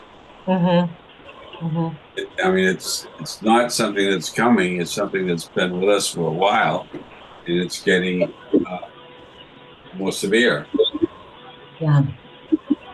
Yeah, I mean, last summer was the second wettest summer that's been on record.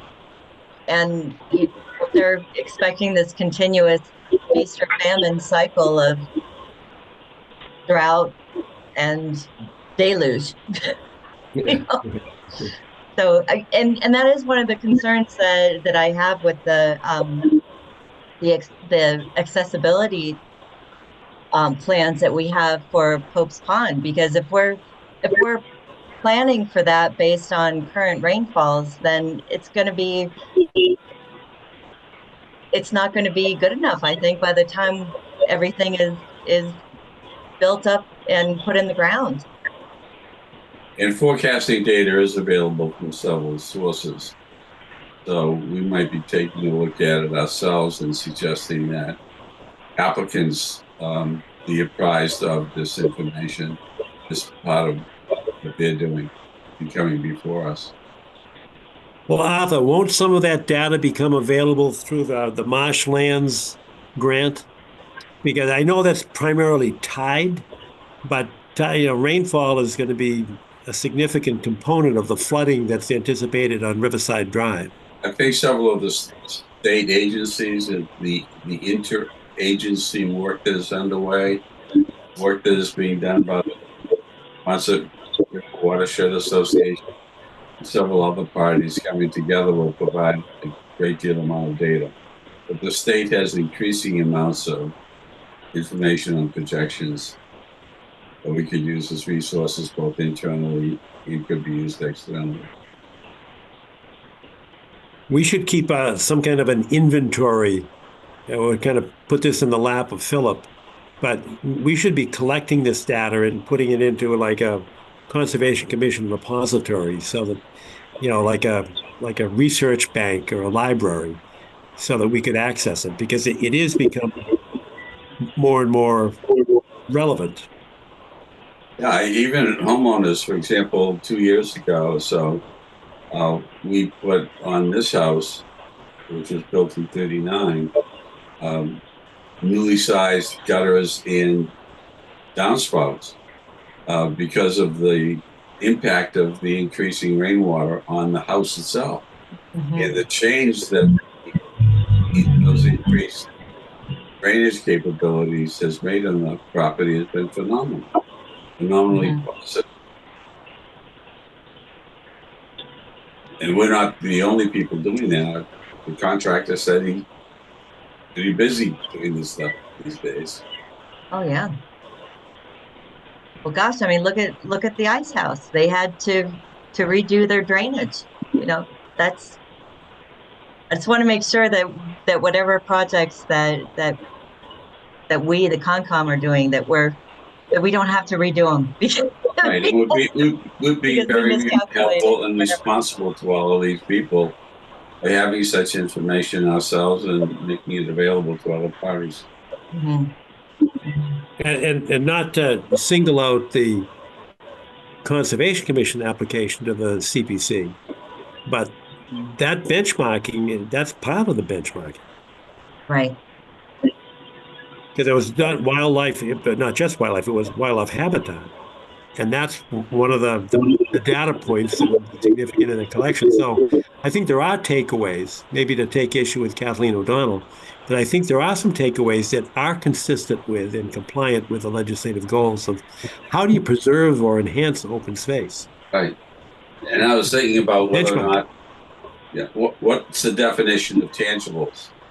Are they traditional definitions or are they contemporary and futuristic definitions?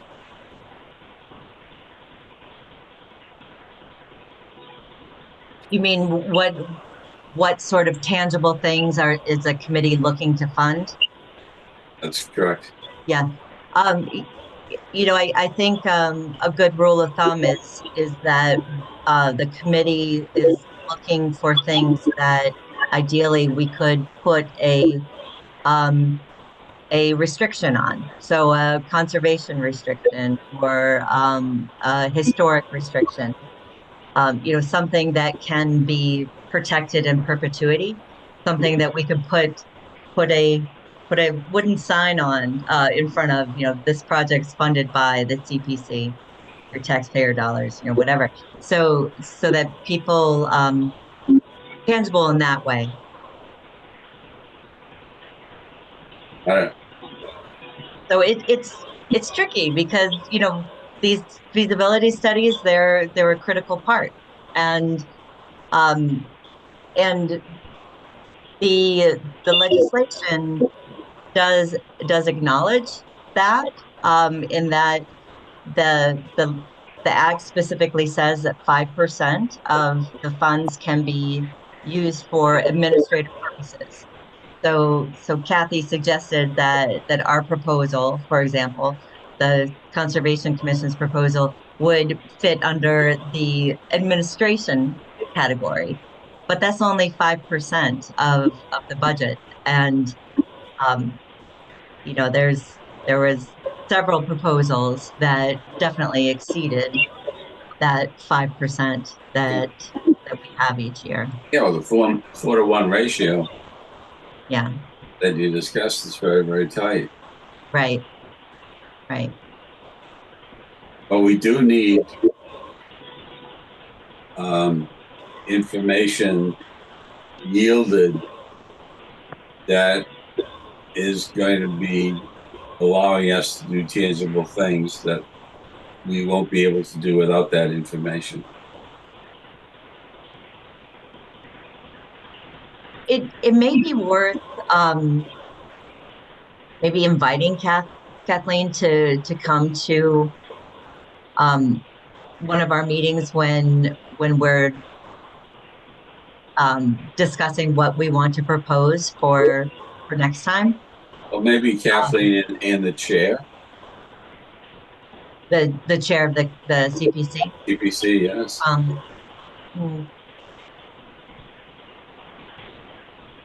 Yeah, because I know that's a good idea when Yeah, just so we could brainstorm with Kathleen, because she's certainly in alignment with what our goals are. So I imagine that, and she also in her professional life, she provides a lot of support to other CPCs in the Right. Commonwealth. So she's seen a lot. And she's a recognized expert in the area, in the state. Yes, yes, she is definitely. There All right, was so what do one. we have for takeaways here? So if I understand correctly, you'd like me to reach out to Deborah, and set up a meeting with Deborah, myself, and you, John. Well, at least, but what about Jeff Stone? What about Ron Israel? Because there's overlap in all of Yeah, them. yeah, yeah. There is. Well, with Jeff Stone, with the other two, those are um, they are not proposing anything before the CPC this year. Oh, Um, I'm sorry. I thought he was. I thought uh, that Brook Walk. no, the Brook Walk was already funded last year for Yeah. $30,000 Okay. was um, given for the Brook Walk. Okay. Feasibility study, and of that, $3,000 was specified for the environmental study component. Okay. Mhm. Well, I think it should include Ron Israel from the Climate Action Planning Committee. Okay. Don't you, Arthur? Makes sense. Right.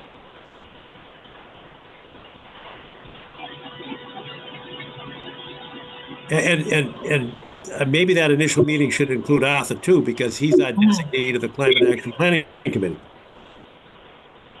Arthur? Whatever you wish, Mr. Chairman. How formal, sir. How formal. On this committee. All right, that makes sense.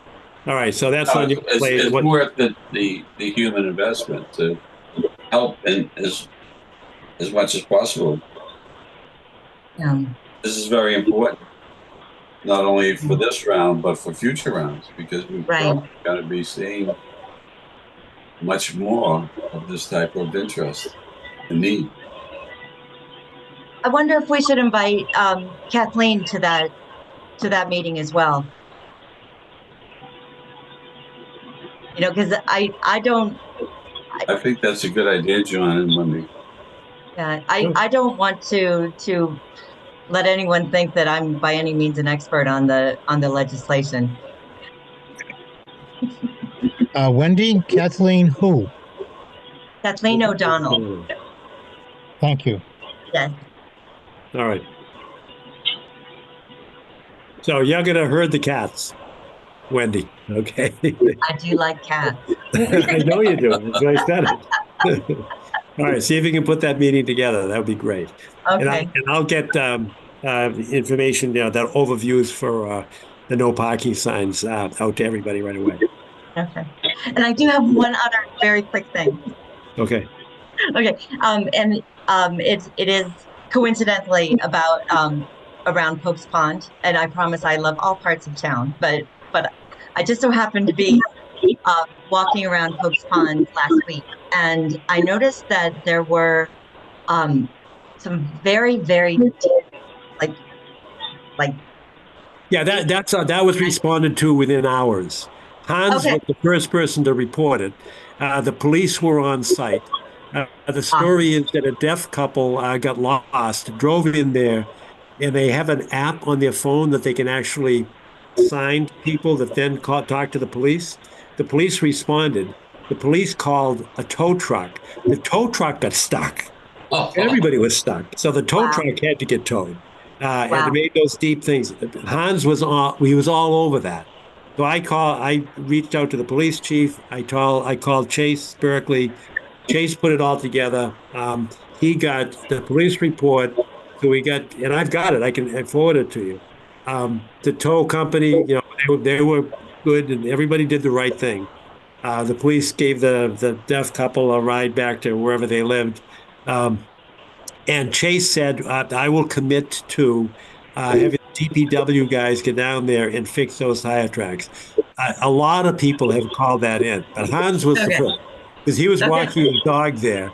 He was all over it. He was there. He was on me the next morning. But Chase responded immediately. Excellent. So I would support for it, and that it kind of lays it all out there as to who did what, when, and why.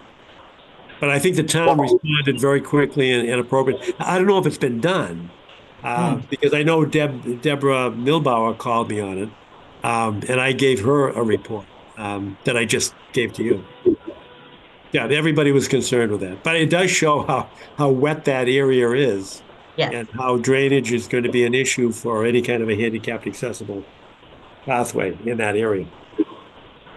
Isn't it great that there's so many eyes on the street? So many gosh, there sure are. Area. Yes. I got a lot of calls on that one. All right. Anything else for new business? All right. All right. We'll wait to hear from you. A motion to adjourn? Yes, okay. Ingrid, you just seconded that one. All in favor? Aye. We're good to go. Thank you. At 9:30. Thanks all. And we'll stay in touch by email, all right? Good night, Thank you, all. everybody. Good night. Good night. Not all.